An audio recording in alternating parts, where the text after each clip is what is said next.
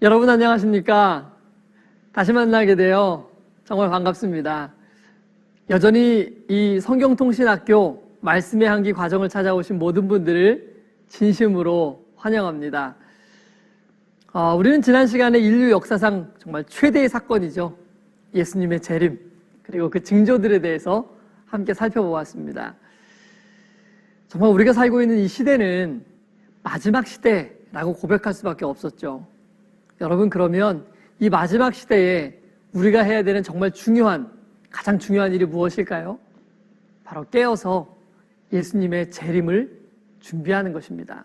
더욱더 예수님에 대한 사랑이 우리 마음속에서 식지 않도록 하고 깨어서 기도하며 다시 오실 예수님의 재림을 준비해야 되는 것입니다. 우리 모두 꼭 그날에 준비된 사람들로서 예수님의 재림을 맞이하게 되기를 바랍니다. 네, 이번 시간에는요, 제14과 1000년 기간에 대해서 함께 살펴보겠습니다. 기독교 내에서는 이 1000년의 기간을 천년기라고 하는데요. 천년기에 대한 다양한 해석들이 존재합니다. 그런데 이 천년기에 대해서 우리가 전혀 오해할 필요가 없습니다. 왜냐하면 조금만 마음을 열고 성경을 정직하게 살펴보면 그것이 무엇을 의미하는지를 우리가 충분히 이해하고 깨달을 수 있기 때문입니다. 이번 시간에는요, 가급적 여러분이 여러분의 성경을 직접 펴시고 요한계시록의 말씀을 저희가 함께 읽어 내려가시면 좋겠습니다. 그러면 여러분은 천년기에 대하여 확실히 이해하시게 되실 것입니다. 네, 먼저 우리 요한계시록에 있는 말씀 20장인데요. 네, 함께 보겠습니다. 또 내가 보매 천사가 무저갱 열쇠와 큰 쇠사슬을 그 손에 가지고 하늘로서 내려와서 용을 잡으니 곧 옛 뱀이요 마귀요 사단이라. 잡아 1000년 동안 결박하여 무저갱에 던져 잠그고 그 위에 인봉하여 1000년이 차도록 다시는 만국을 미혹하지 못하게 하였다가 그 후에는 반드시 잠깐 놓이리라. 여기 보면 천년기가 어떻게 시작되는지를 설명해 놓았습니다. 먼저 천사가 내려와서 큰 쇠사슬을 가지고 1000년 동안 사단을 결박하고 무저갱에 던져 잠근다고 했습니다. 사단이 어떻게 결박이 되는 것이냐, 혹은 무저갱은 어디에 있는 것이냐에 대해서는 제가 조금 이따가 다시 말씀드리겠습니다. 중요한 것은 그 다음 절입니다. 1000년이 차도록 다시는 만국을 미혹하지 못하게 된다고 했습니다. 그런데 또 그 후에 1000년이 지나면 다시 잠깐 놓이게 된다고 했습니다. 자, 그러니까 천년기의 첫 번째 핵심은 사단이 결박되어서 무저갱에 갇히게 되고 더 이상 백성들을 미혹할 수 없게 되는 것이 일단 천년기의 첫 번째 핵심입니다. 그 다음을 제가 또 읽어보겠습니다. 또 내가 보좌들을 보니 거기 앉은 자들이 있어 심판하는 권세를 받았더라. 또 내가 보니 예수의 증거와 하나님의 말씀을 인하여 목배임을 받은 자의 영혼들과 또 짐승과 그의 우상에게 경배하지 아니하고 이마와 손에 그의 표를 받지도 아니한 자들이 살아서 그리스도로 더불어 1000년 동안 왕노릇하리니 그 나머지 죽은 자들은 그 1000년이 차기까지 살지 못하더라. 이는 첫째 부활이라. 또 요한에 보니까 보좌에 앉은 사람들이 있는 것입니다. 근데 그 사람들이 심판하는 권세를 가지고 있다고 했습니다. 그럼 그 사람들은 누구일까요? 바로 구원받은 사람들을 말하는 것이죠. 이 사람들이 살아서 그리스도와 더불어 1000년 동안 왕노릇한다 라고 성경은 기록하고 있습니다. 아하! 그러니까 천년기는 뭐 하는 기간이냐 하면 바로 예수님의 재림의 때에 구원받은 사람들이 예수님과 함께 1000년 동안 왕노릇하는 기간인 것입니다. 와, 정말 여러분 왕노릇 한번 해보고 싶지 않으십니까? 그러면 꼭 예수님의 재림 때에 구원받는 무리에 있어야 할 것입니다. 그런데 사도 요한만 이 왕노릇에 대해서 이야기한 것이 아닙니다. 사도 바울도 똑같은 이야기를 했거든요. 디모데후서 2장 11절과 12절에 이렇게 기록되어 있습니다. 미쁘다 이 말이요, 우리가 주와 함께 죽었으면 또한 함께 살 것이요, 참으면 또한 함께 왕노릇할 것이요 우리가 주를 부인하면 주도 우리를 부인하실 것이라. 사도 바울도 구원받은 자들이 왕노릇할 것이라고 말하고 있는 것입니다. 자, 그러면 이 왕노릇, 이 천년기 언제 시작되는 것인가? 아까 읽었던 이 요한계시록 20장 다시 한번 저희가 계속해서 읽어보도록 하겠습니다. 이 첫째 부활에 참여하는 자들은 복이 있고 거룩하도다. 둘째 사망이 그들을 다스리는 권세가 없고 도리어 그들이 하나님과 그리스도의 제사장이 되어 천년 동안 그리스도로 더불어 왕노릇하리라. 자, 누가 왕노릇한다고 했습니까? 첫째 부활에 참여한 자들입니다. 자, 그럼 첫째 부활은 언제 있을 사건인가요? 우리는 이미 다 알고 있지만 다시 한번 말씀을 통해 보겠습니다. 우리가 주의 말씀으로 너희에게 이것을 말하노니 주의 강림하실 때까지 우리 살아남아 있는 자들도 자는 자보다 결단코 앞서지 못하리라. 주께서 호령과 천사장의 소리와 하나님의 나팔로 친히 하늘로 쫓아 강림하시리니 그리스도 안에서 죽은 자들이 먼저 일어나고 그 후에 우리 살아남은 자도 저희와 함께 구름 속으로 끌어올려 공중에서 주를 영접하게 하시리니 그리하여 우리가 항상 주와 함께 있으리라. 바로 예수님께서 하늘에서 큰 나팔 소리와 함께 재림하시는 그날 죽은 자들이 먼저 일어나고 살아있는 사람들도 함께 구름 속에서 예수님을 영접하겠다라고 기록하고 있습니다. 이것이 바로 첫째 부활의 사건이죠. 그러니까 즉 첫째 부활은 의인들의 부활을 말하는 것이고 천년기는 그때 부활하는 의인들과 살아서 구원받은 의인들이 왕노릇하는 그 기간을 말하는 것입니다. 자, 그럼 여러분 왕노릇 어떻게 하는 것일까요? 성경은 우리가 하게 될 이 왕노릇에 대해서 무엇이라고 얘기하고 있을까요?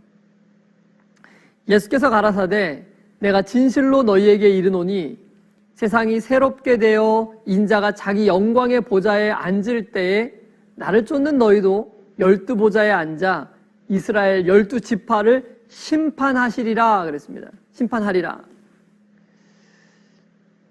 예수님께서는 장차 의인들이 예수님의 보좌에 앉아서 무엇을 하겠다고 말씀하셨습니까? 바로 12지파를 심판하겠다고 하였습니다. 이것이 바로 성경이 말하는 왕노릇에 대한 의미인 것입니다. 그때 의인들은 그러니까 예수님과 함께 심판하는 일, 즉 왕노릇을 하게 될 텐데 그럼 그때 악인들은 어디 있게 되는 것일까요? 그때 불법한 자가 나타나리니 주 예수께서 그 입의 기운으로 저를 죽이시고 강림하여 나타나심으로 패하시리라. 악인들은 예수님의 재림의 날 죽임을 당하게 되는 것입니다. 그러니까 천년기가 시작되는 그 순간에 악인들은 모두 죽게 되는 것이죠. 자, 그러면은 이제까지 말씀드린 이런 내용들을 토대로 재림 때 있게 될 상황들을 제가 다시 한번 순서대로 좀 정리를 해봐드리겠습니다. 먼저 예수님께서 하늘로부터 재림하시게 될 것입니다. 그러면 죽어있던 의인들은 부활하게 되고 살아있는 의인들과 함께 예수님을 맞이하게 됩니다. 그러면 살아있는 악인들은 어떻게 될까요? 예수님의 의의 빛을 보지 못하고 모두 죽게 되고 사단은 결박된 채로 무저갱에 갇히게 되는 것입니다. 이게 이제 예수님의 재림 때 있게 되는 사건이죠. 그런 후에 그때로부터 천년기가 시작되는 것이고 의인들은 하늘에서 왕노릇, 즉 심판하는 일을 하게 되는 것입니다. 자, 그럼 의인들이 하게 되는 심판은 어떤 것이며 왜 그러한 심판이 필요한 것일까요? 이 심판은요, 천년 동안 의인들이 하게 되는 이 심판은 판결을 내리는 심판은 아닙니다. 이 심판은 하나님의 심판이 정말로 공의로운 것인지를 살펴보는 것입니다. 우리가 하늘에 가면은 세 가지 아주 크게 놀라는 것이 있다고 했습니다. 그게 뭐냐면 첫 번째는 와, 내가 하늘에 왔구나 라는 놀라움이에요. 와, 내가 하늘에 오다니 너무 놀랍죠. 네. 둘째는 꼭 올 거라고 생각했던 사람이 보이지 않는 것에 대한 놀라움이래요. 내가 그토록 존경하고 이분은 꼭 구원받을 거라고 생각했던 그 사람이 와 있지 않은 것입니다. 그럼 너무 이상하겠죠? 세 번째는 전혀 하늘에 오지 못할 것이라고 생각했던 그 누군가가 하늘에 와 있는 것입니다. 여러분, 그런 것들을 보게 될 때 우리의 마음 가운데 어떤 생각이 들겠습니까? 왜 그 와야 될 사람이 오지 않았는지, 그리고 저 사람은 도대체 어떻게 해서 오게 된 것인지, 이런 의구심들이 생기지 않겠습니까?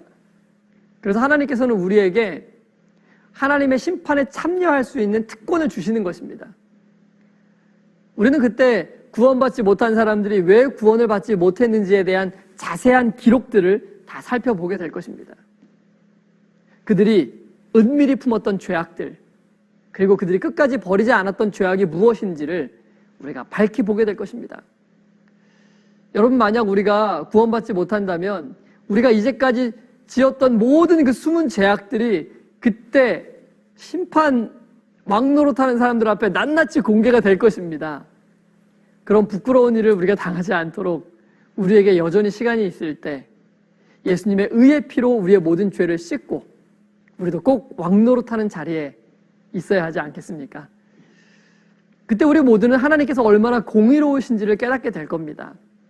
그리고 영원토록 불신이 우리 가운데 들어오지 못하게 될 거예요. 우리는 영원토록 그분을 신뢰하고 사랑하고 그분이 공의로운 하나님이시라는 것을 우리는 알게 될 것입니다.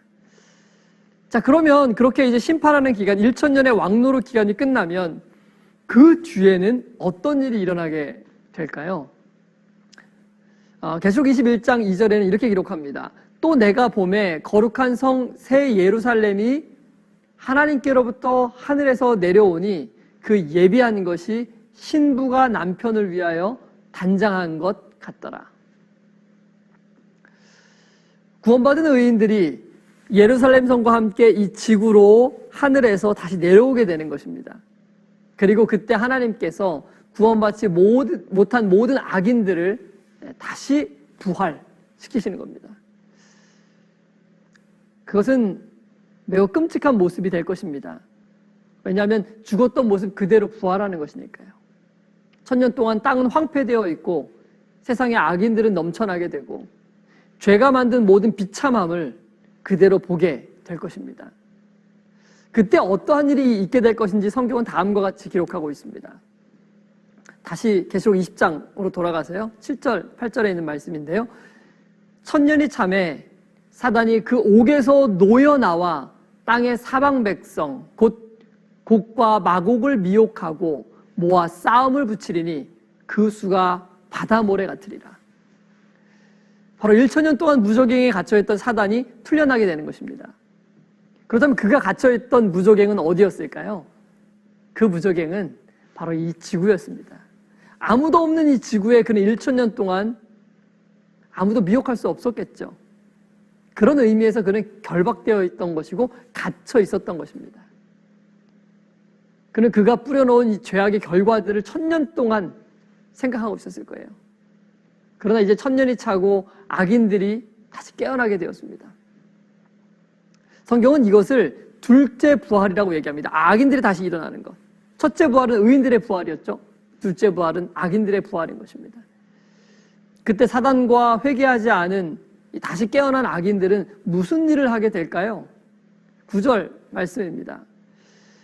저희가 지면에 널리 퍼져서 성도들의 진과 사랑하는 성을 두름에 둘러싸는 거죠. 포위를 하는 것입니다.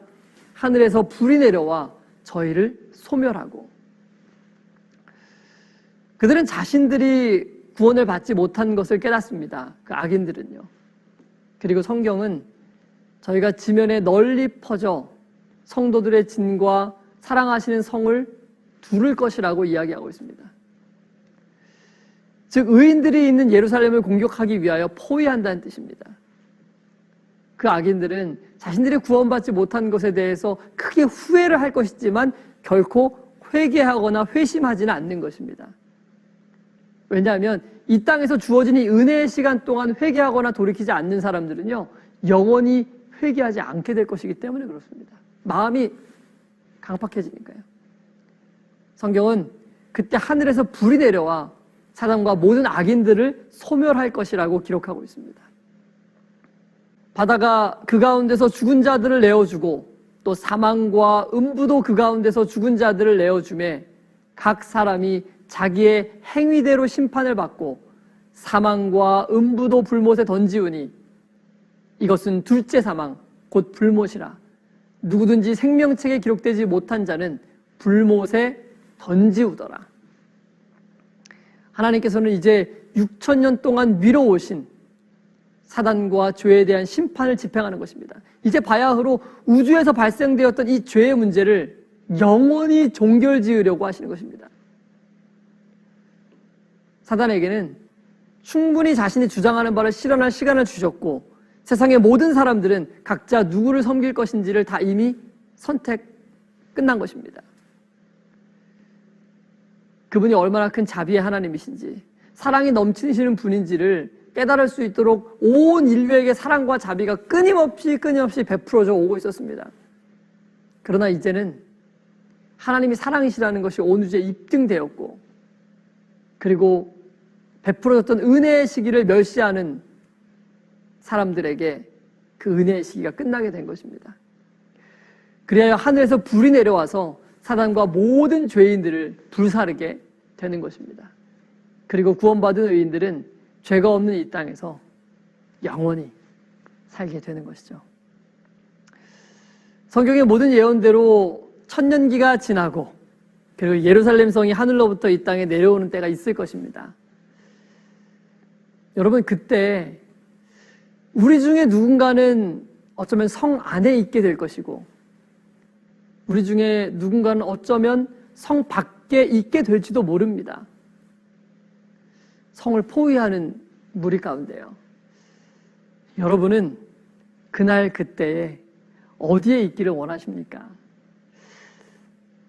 저는 꼭 예수님과 함께 성 안에 머물고 싶습니다.